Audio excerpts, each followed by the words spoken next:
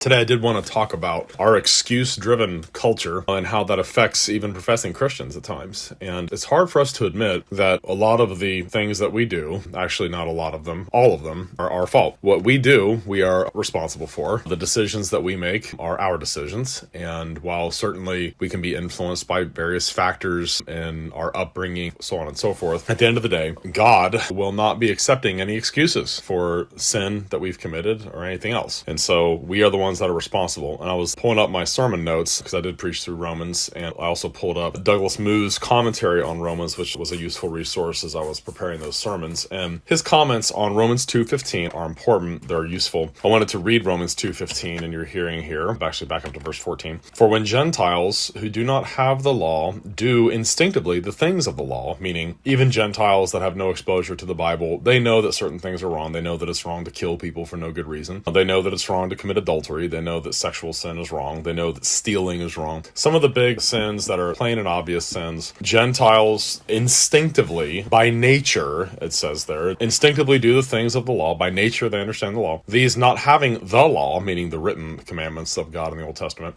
are a law to themselves. And then he goes on, in that they show the work of the law written in their hearts. So there's a sense in which every human being born and conceived in the world, from the time of Adam and Eve all the way down to right now, has the work of God's law of what is right and wrong written in their hearts. And then the text goes on here to say their conscience bearing witness and their thoughts alternately accusing or else defending them.